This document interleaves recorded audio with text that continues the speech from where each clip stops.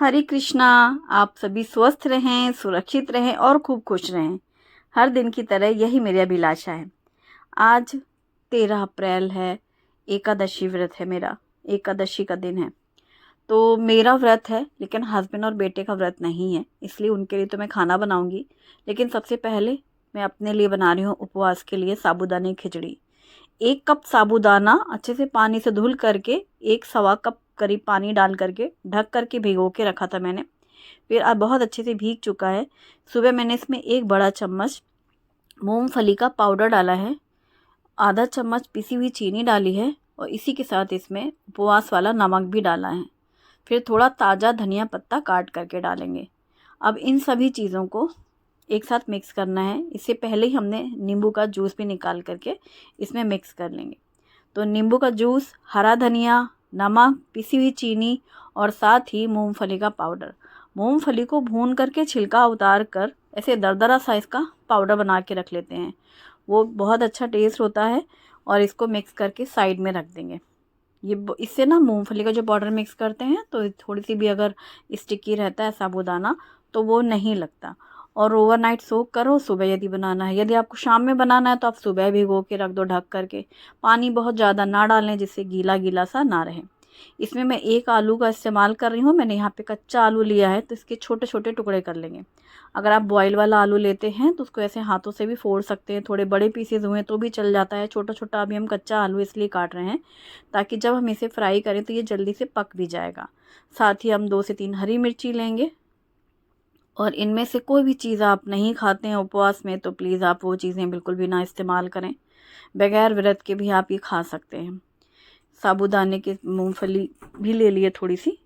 और अब कढ़ाई में 2 बड़े चम्मच घी डालेंगे। जब मैं बड़े चम्मच बोल जाया करूं कभी तो टेबल स्पून समझ लेना, छोटा चम्मच है तो वो टीस्पून है। जैसे ही घी गरम हो गया है तो इसमें थोड़ा सा जीरे डाले हैं 1 चम्मच के करीब। और ये मूंगफली के दाने डाल करके अच्छे फ्राई कर लिए हैं। मूंगफली के दाने फ्राई करके निकाल लिया है।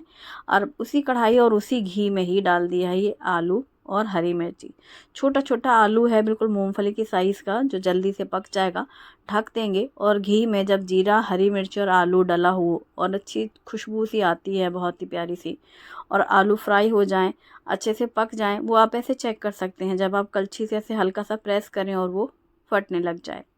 जब आलू अच्छा पक चुका है फिर इसमें डाल देंगे अब ये साबूदाना। साबूदाने का एक एक दाना बिल्कुल खिला खिला आप देख रहे हैं। कई बार मुझे ये भी लगता है कि साबूदाने की भी एक अपनी क्वालिटी होती है, मतलब होता है अलग अलग तरीके का साबूदाना। जो यहाँ पे साबूदाना मिलता है ना महाराष्ट्र में, स्पेशली मैंने नोटिस किया है, पोहे हों या साबूदाना, ये दोनों ही चीज़ें यहाँ पे एकदम सुपर क्वालिटी मिलती है। कोई सी भी आप लोकल शॉप में भी लेंगे ना तब भी रिज़ल्ट ऐसा ही आप होगा। ऐसा नहीं है कि ये हमने कहीं डी मार्ट से लिया है तो इसलिए ऐसा है। ये भुसावल के लोकल मार्केट में, जैसे साई जीवन है जो यहाँ का मार्केट है, वो उन शॉप में भी बिल्कुल वैसा ही मिलता है। तो हमें काफ़ी सालों से यूज़ करते करते आदत सी है, मतलब हम यूं ही बिना नापे तौले भी ऐसे साबूदाना ले, अंदाज से धुल के बस ऐसे अंदाज से पानी डाल दें तब भी वो बिल्कुल वैसा ही रहता है। तो बस ये बहुत अच्छे से 5 से 6 घंटे जब भीग जाता है ना, और फिर इसको हमेशा वज़नदार कढ़ाई में आप इसको भूनना। अगर आप हल्के बर्तन में भूनेंगे तो ये जल्दी चिपकने लगता है। ये चीज़ मैंने भी नोटिस की है। यही साबूदाना सेम अगर मैं किसी ऐसे हल्के कढ़ाई में भूनूँ ना तो वो चिपकता है। इसलिए मैंने आज ये वाली कास्ट आयरन कढ़ाई रखी, क्योंकि मुझे पता है ये हैवी है और इसमें खूब अच्छे से भुन जाता है। जब एकदम ट्रांसपेरेंट सा दाना दाना बिल्कुल दिखने लग जाए ना तब समझो कि पक गया है। अच्छे से उसको पूरा मिक्स करते जाओ, चाहो तो कुछ मिनट ढक के पका लो और ये हमारी साबूदाने की खिचड़ी तैयार। तो पहले मैंने एक प्लेट लिया, भोग लगाया, फिर मैंने वही खाया चाय के साथ सुबह के नाश्ते में। और ये शुभम को भी पसंद है तो शुभम के लिए नाश्ता भी यही है, साबूदाने की खिचड़ी। हम दोनों का हो गया। और 1 कटोरी ये देखो एक्स्ट्रा बचा है। 1 कप में मतलब 3 कटोरी आराम से बन जाता है 3 लोगों का। हस्बैंड के लिए वही लंच की तैयारी हो रही है, शुभम और हस्बैंड का, उसके पापा का। तो मैं बना रही हूँ चना दाल और मूंग दाल मिक्स। मैं सोच रही थी कि सुबह हस्बैंड गए मार्केट तो कुछ सब्जी लाने वाले थे, तो तुरई अगर ले आएंगे तो तुरई डाल देंगे। तुरई के साथ दाल बहुत अच्छी बनती है, दाल और सब्जी दोनों हो जाएंगी। तो मैंने उसी अंदाजे से चना दाल और मूंग दाल छिलके वाली दोनों बराबर ही ली हैं एक बर्तन में, और धुल करके रख दिया पानी डाल के कि जब तक वो आएंगे तो सब्जी भी आ जाएगी। इसमें आप तोरई या लौकी डाल के बहुत टेस्टी सी बना सकते हैं। अदरक भी कद्दूकस कर लिया, हरी मिर्ची, सूखी मिर्ची और तेज पत्ता, और यहाँ पर टमाटर भी कट करके साइड में ले लेंगे। बस इतना ही काम हुआ ही था। साथ में मैंने फिर कच्ची कैरी निकाली। एक कच्ची कैरी फ्रिज में रखी हुई थी, बाकी अभी वो लेके आने वाले थे मार्केट से। मैं बना रही हूँ आमचूर पाउडर। आप इसे मतलब ड्राई करके रख भी सकते हैं, आमचूर भी बना सकते हैं, या आमचूर का पाउडर बना लेंगे। तो आज मैंने वही सोचा था। तो कच्ची कैरी जो एक घर में थी, फिर मैंने उसका शुरू किया बनाना कि जब तक वो आएंगे तो लेते आएंगे, तो बाकी की भी कर लेंगे। तो बस ये एक कच्ची कैरी है जो कि पहले से धुली हुई रखी थी। तो बस मैंने इसको क्या किया, छिलका उतारने के बाद इसको इस तरीके से मोटा मोटा, थोड़ा पतला पतला, पतला इसलिए कि मतलब मोटा इसलिए बोल रही हूँ कि बहुत पतला सा ना रहे, और मोटा इसलिए बोल रही हूँ कि वो थोड़ा सा ऐसे थिक सा, मतलब टुकड़े करने थे एक्चुअली इसके। अगर आप नाइफ से टुकड़े करेंगे ना तो थोड़े ज़्यादा मोटे मोटे आते हैं, वो सूखने में टाइम लेती है। अगर आप इस तरीके से चिप्स जैसा काटेंगे ना, तो मैंने पीलर से ही ऐसे करके को मोटा मोटा सा ऐसे निकाल लिया। तो पूरी ये देखो, एक गुठली पूरी अलग हो गई और ये सारे पतले चिप्स तैयार हो गए। इन्हें आप ऐसे ही सुखा सकते हैं, ये बहुत जल्दी सूख जाते हैं। और अब आ गए हस्बैंड, उन्होंने बताया कि उनको तोरई भी नहीं मिली, लौकी भी नहीं मिली। सुबह में अभी ज़्यादा सब्जियां नहीं थी, एक्चुअली वो ड्यूटी से लौट रहे थे सुबह सुबह, तो इसलिए हमारी बात हुई। तो हमने सोचा कि अगर सुबह दिखेगा तो आप लेते आइएगा। और फिर अब हमने धुली हुई दाल में टमाटर, हरी मिर्ची, लाल सूखी मिर्ची, हल्दी, नमक और तेज पत्ता, और साथ में पानी, और इसमें घी डाला है 1 बड़ा चम्मच। सब डाल करके कुकर बंद कर दिया। अब आ गई हैं कैरी। तो कैरी को मैंने धुल लिया है और कपड़े से पोंछ लिया है। तो अभी 3 कैरी हैं जो अभी आई हैं, एक पहले की थी, यानी 4 कैरी ली है हमने। ये तोतापरी कैरी हैं, बहुत ज़्यादा ऐसे ज़बरदस्त वाली खट्टी नहीं होती, लेकिन कैरी तो कैरी है। इनका इंस्टेंट अचार अच्छा बनता है। साल भर स्टोर करने वाले अचार ये अलग आते हैं आम। इनके लिए चटनी है, आम पन्ना है, इन सब के लिए एकदम सुपर हैं। साथ में इसकी हम बना लेंगे वही आमचूर। हरी मिर्ची भी आई हुई थी, वो मैंने धुल लिया है, धुल करके उनकी डंठल हटा करके उनको ड्राई करने रख दिया है। अच्छा, इसको जो मैं बोल रही थी और समझा भी नहीं पा रही थी करना क्या है, एक्चुअली इसके चिप्स बनाने हैं। तो आप फिर मुझे तुरंत याद आया, चलो चिप्स कटर से दिखाती हूँ मैं। अभी जो ये 3 कैरी है ना, इनको इस तरीके से चिप्स से मैंने चिप्स कटर से चिप्स जैसी बनाई। ये सूखी सूखी ना कैरी के चिप्स बना के बढ़िया अच्छी ड्राई हो जाएंगे चिप्स जैसी। आप इन्हें स्टोर कर सकते हैं। कभी आपको चटनी बनानी है तो बढ़िया चटनी में 2-3 चिप्स डाल दो, चटनी में अच्छा खट्टापन आ जाता है। 12 महीने आप इन्हें इस्तेमाल कर सकते हैं। कभी आपको ऐसे चटनी ज़्यादा सी बनानी है, आप इनको पानी डाल के भिगो लो, मस्त चटनी बना लो। कैरी का पन्ना बनाना है, या से पानी पूरी की फुल्की का पानी बनाना है, तो आप ये खट्टेपन के लिए डाल सकते हैं जलजीरा में। या फिर इसका आप पाउडर, जैसा कि मैं बना के रखूँगी, आपको दिखाऊँगी। 2 से 3 दिन हम इस तरीके से इसको धूप में रखेंगे बालकनी में, ये सूख जाएंगी, फिर हम ड्राई मैंगो पाउडर बनाएंगे। तो आप चाहे पाउडर बनाओ या ये चिप्स सूखी हुई बना के रख लो, ये बहुत काम आती हैं। कई बार दाल में भी ऐसे 1-2 चिप्स डाल दो, अच्छा खट्टापन आ जाता है। साल भर के स्टोर के लिए तो बहुत सारी उसकी ट्रिक्स हैं कि आप, बहुत सारी टिप्स हैं कि आप बहुत तरीके से इसको इस्तेमाल कर सकते हैं, ये कैरी की आमचूर बना के ना। हाँ, फिर मैंने सैलड के लिए खीरे कट कर लिए हैं। इस तरीके से काम करते करते चलो अंगूर भी आए हुए हैं, तो उनको धुल करके थोड़ा सा बेकिंग पाउडर डाल करके ना, बेकिंग सोडा, पाउडर नहीं, गलत बोल गई मैं, सॉरी। बेकिंग सोडा डाल करके पानी में थोड़ा सा डाल के थोड़ी देर के लिए रख दो ना गुनगुने पानी में, तो ये बढ़िया से साफ़ हो जाते हैं। तो इसलिए ये काम भी कर लिया है। ये देखो बेकिंग सोडा ही डाल रही हूँ ना, पाउडर बोल गई थी मैं ध्यान से ध्यान रखना। वो पानी गुनगुना है, गुनगुने पानी में डाल करके अच्छे से मिक्स कर ले और कुछ मिनट इसको छोड़ दें, तब ना एकदम साफ़ हो जाता है। ऐसे खुद को ही मन को संतुष्टि हो जाती है, क्योंकि कई बार हम लोग ऐसे पानी से धुलते ना, कुछ कुछ चिपका रह जाता है अंगूर में, आपने देखा होगा। तो फ्रूट कस्टर्ड बनाना है मुझे, इसलिए मैंने सोचा अंगूर पहले ही साफ़ करके रख लेते हैं अलग से। अनार के दाने निकले हुए रखे हैं, और केले तो हम टाइम पर ही कट कर लेंगे। तो अब यहाँ पर छोटे पतीले में मैंने यहाँ पर दूध गर्म करने रखा है, करीब 1/2 लीटर दूध है। ये कस्टर्ड भी मुझे नहीं खाना है, ठीक है, ये मैं इन्हीं लोगों के लिए बना रही हूँ।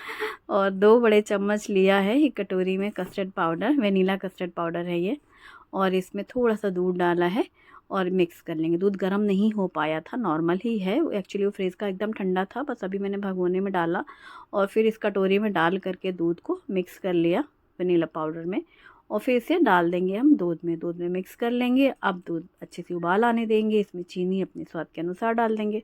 वैसे मैं ज़्यादा चीनी नहीं डालती हूँ इसमें, तो बस इसलिए कि 1-1.5 चम्मच ही डाला। बाकी फ्रूट से मिठास रहती है। ग्रेप्स अच्छे साफ़ हो चुके हैं। अब एक एक को मैंने 2-2 पीसेस कट कर लिए हैं, क्योंकि वो थोड़े लंबे लंबे से रहते हैं इस वजह से। और अनार के दाने निकाल के रखे हुए हैं पहले से, तो वो ले लिया। और साथ ही अब हम इसमें केले भी डाल देंगे। तो थोड़े मोटे मोटे से दिखते हैं, तब मैं इनको ऐसे बीच में से नाइफ से कट कर छोटे कर ले रही हूँ। आप चाहे तो ऐसे बड़े बड़े भी डाल सकते हैं, तो टोटल चॉइस है। और बस तैयार। तो ये सब काम करके ना फिर फ्रिज में रख देंगे कस्टर्ड, वो ठंडा होता जाएगा। यहाँ फ्रूट्स भी कट करके रखे हैं, और जिस टाइम पे सर्व करना है ना उसी टाइम पे फ्रूट्स मिक्स करेंगे। अभी काफ़ी मतलब खौलता हुआ सा गरम है, गरम नहीं खौलता हुआ सा है। अच्छी उबाल आ चुकी थी, और ये हमारा कस्टर्ड तैयार है, मिल्क कस्टर्ड। बहुत ज़्यादा गाढ़ा भी नहीं रखा है मैंने, बहुत पतला भी नहीं है, लेकिन हाँ फिर भी है थिक, क्योंकि थोड़ी जैसे फ्रूट्स वगैरह मिक्स हुए खाते खाते भी फिर वो हल्का पतला ही दिखने लगता है। अब पूरी स्टीम निकलने के बाद दाल का कुकर खोला है, और वो दोनों ही मैंने फ्रिज में रख दिया है, कस्टर्ड भी और फ्रूट्स भी। और इसको अच्छे से घोंट लेंगे दाल को। चने की दाल खूब अच्छी पक चुकी है, मूंग दाल मिक्स होके बहुत अच्छा टेस्ट आता है। तड़के पैन में घी गरम किया है, इसमें डाले हैं जीरा और हींग डाली है, थोड़ी सी मिर्ची पाउडर। और इस तड़के को डाल देंगे दाल के ऊपर। धनिया पत्ता हमने कटा हुआ पहले से डाल दिया है, कुछ सेकंड के लिए ढक देंगे और फिर इसको मिक्स कर लेंगे। सारी चीज़ें सेम ही रहेंगी। तेज़पत्ता निकाल दिया है मैंने, लाल सूखी मिर्ची और हरी मिर्ची भी है, अदरक भी है कद्दूकस किया हुआ। बस इसमें अगर आप चाहें तो तोरई या गिलकी जैसे कहती हूँ मैं, उसे थोड़ा सा छोटा छोटा काट के डाल के कुकर में बॉईल करते वक्त डाल सकते हैं, तो तुरई दाल तड़का तैयार हो जाती है। काफ़ी टेस्टी लगती है। मैं फिर किसी दिन बनाऊंगी, आवाज़ तो निकल गया चांस। और फिर क्योंकि बहुत सुबह सुबह भी सब्जियां नहीं मिलती हैं एक्चुअली ना, ये रहता है। फिर थोड़ी देर बाद शुरू होता है मार्केट लगना, इस वजह से कभी कभी मिल भी जाती हैं। तो आज मंडे का दिन है, नहीं मिली। और फिर अब चलो बना लेते हैं रोटियां। और मेरा व्रत है, ये जो भी मैंने बनाया है शुभम और शुभम के पापा के लिए बनाया। मुझे हंसी भी आती है कई बार ऐसी बातें एक्सप्लेन करते हुए भी। जैसे 1-2 बार का ऐसे दिन था एकादशी का व्रत, तो मैंने जो ऐसे अपना व्रत के लिए कुछ बनाया और बाकी कुछ रेसिपी शेयर की, तो कमेंट था आपको व्रत में ये नहीं खाना चाहिए जो भी मैंने बनाया था। तो मुझे इतनी हंसी आती है, थोड़ा तो कॉमन सेंस के साथ भी समझ लिया करो ना। जब मैं कह रही हूँ कि मेरा व्रत है, तो अब इतने तो बड़े हो ही गए, हमें पता है कि हमें रोटी नहीं खानी है, व्रत है तो हमें सब्जी नहीं खानी है, या हमें फलानी दाल नहीं खानी है। तो परिवार भी तो है ना, बना रहे हैं उनके लिए, दिखा रहे हैं क्योंकि हमारा काम है रेसिपी शेयर करना है हमने क्या बनाया। लेकिन हमने ये कब खाया, हमने खा के दिखाया हो, हमने खाया हो, तो मतलब सेंस बनता है ना।